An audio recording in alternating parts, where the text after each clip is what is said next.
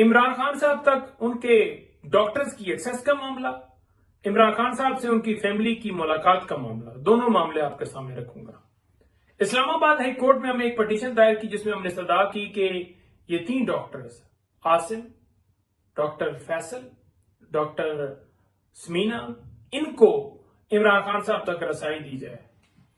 Islamabad high court ने हुक्म दिया, उस हुक्म के अंदर आप ऊपर देख सकते हैं तीनों का जिक्र है कि तीनों के नामों की इस्तदा हमारी तरफ से की गई है। लेकिन जब नीचे उन्होंने डायरेक्शन पास की जिसमें उन्होंने कहा कि मेडिकल बोर्ड जो है वो तश्कील दिया जाए जिसमें डॉक्टर फैसल का नाम ऐड, उनका मकसद क्या था? डॉक्टर फैसल का नाम ऐड करने का मकसद ये था कि हमारी तसल्ली के लिए, यानी इमरान खान साहब के अपने जाती नॉलेज हो।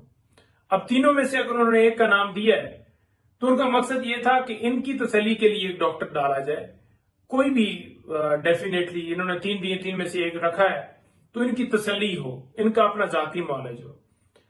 अब जब हमारी तसल्ली के लिए एक डॉक्टर अदालत ने डाल दिया है तो अगर वो डॉक्टर अवेलेबल नहीं है तो जेल अथॉरिटीज को चाहिए कि तीनों की तरफ से पिटीशन थी, इस्लामाबाद हाई कोर्ट ने एक की हद तक रसाई दी है, एक नाम ऐड किया है, तो मकसद ये नहीं है कि फैसल हो या आसिम हो या समीना हो, बल्कि मकसद उनका ये था कि इनका एक डॉक्टर जो है वो उस बोर्ड के अंदर शामिल हो।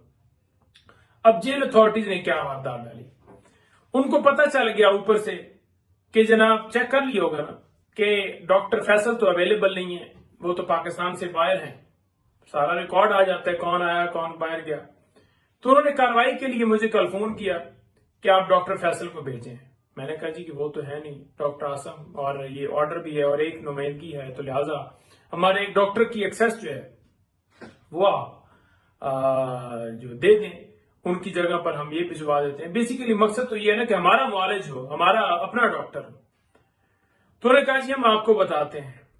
ये पूरा दिन यही चलता रहा, बार बार फोन पर राब्ता बता रहे हैं, राब्ता हो रहा है, ऊपर वाला आ रहा है, नीचे वाला आ रहा है, रात तक यही सिलसिला चलता रहा। रात को मेरे उनसे जो आखिरी बात हुई उसके बाद उन्होंने मेरा फोन ही नहीं उठाया, मैं मैसेज भी करता रहा।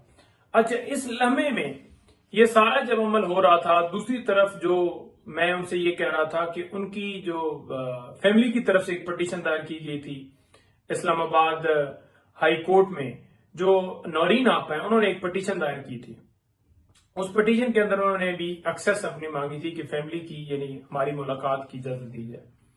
तो इस्लामाबाद हाई कोर्ट ने हुक्म दिया था कि 25 तक पाबंदी है, तो 26 को जो ही पाबंदी खत्म होगी तो 26 को उनको मुलाकात। तो मैंने साथ वो भी उनको कहा कि 26 भाईजान कल हो रही है तो उनका भी बताएं, क्योंकि उन्होंने लाहौर से आना है और 3-4 घंटे लगते हैं।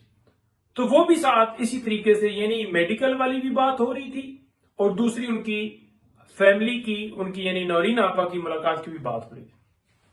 पूरा दिन यही करते रहे, रात तक यही करते रहे, जिस तरह ये करते रहे इसमें इसी तरीके से उसमें भी वो टाइम मांगते रहे, और फिर इसी तरीके से जैसे इसमें भी साथ हुआ उसमें भी, यानी दोनों चीजें पैरेलल चल रही थी। अब आपके सामने मैं रखना चाहता हूं कि रात से उन्होंने फोन ही, मैंने कहा शायद सुबह बता दें, राब्ता कर दें, क्योंकि पहले सारा दिन करते रहे। तो आज पूरा दिन गुजर गया है, पूरा दिन गुजर गया है, उन्होंने ना डॉक्टर की एक्सेस दी है ना मुलाकात की एक्सेस दी है।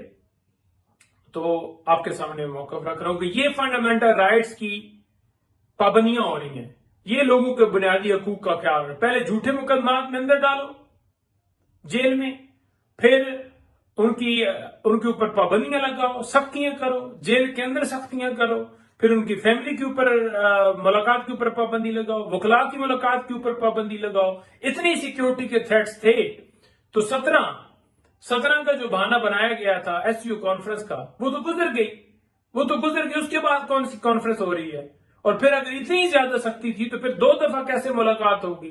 जब एक दफा जब अमेंडमेंट्स पर आपको जरूरत थी कि उधर से जो है वो आपको एंडोर्समेंट मिले, और दूसरी दफा जब इस्लामाबाद हाई कोर्ट ने आपको बुलाया और कहा कि आपके खिलाफ जो है वो कार्रवाई की जाएगी, तो समझ आ गई ना कि सिक्योरिटी का नहीं है मामला।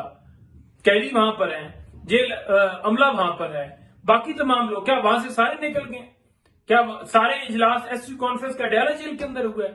तो ये सारे बहाने ड्रामे इमरान खान साहब तक उनके डॉक्टर्स की एक्सेस, उनकी फैमिली की एक्सेस, ये उनका बुनियादी हक है, राइट है।